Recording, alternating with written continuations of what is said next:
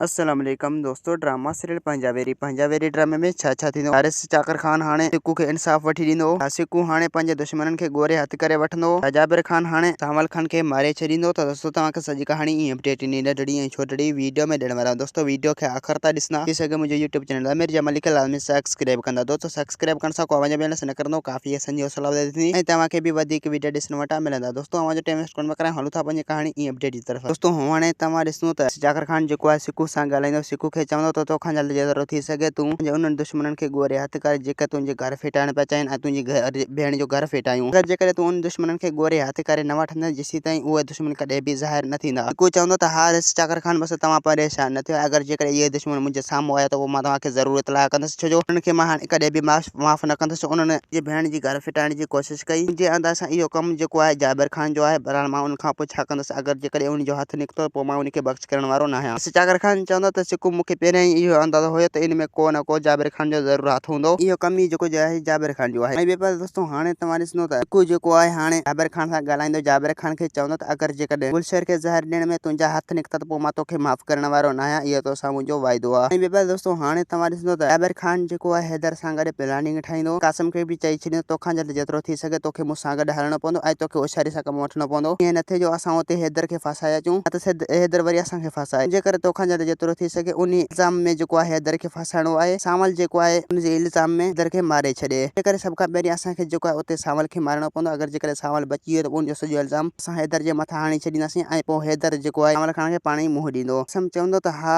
रजाकर तूं सही पियो चईं, ईअं ई करणो पवंदो। अगरि जेकॾहिं असां ईअं न कयोसीं त पोइ सावल खान कॾहिं बि असांजे हथां न मरंदो। उनखे धोखे ऐं दिलासे सां मारणो पवंदो। ॿिए पासे दोस्तों हाणे तव्हां ॾिसंदो त हसीना बेगम जेको आहे सोरठ बेगम खे साफ़ चई छॾींदो त मां कीअं बि करे हाणे तुंहिंजा हितां पारूं पटराईंदुसि। सोरठ बेगम चवंदो तोखे मोकल आहे। दोस्तों उमीद त कहाणी आई पसंदि असांखे ॾींदा हाणे इजाज़त, वरी तव्हां सां मिलंदासीं कि नई वीडियो में। ख़ुदा हाफ़िज़।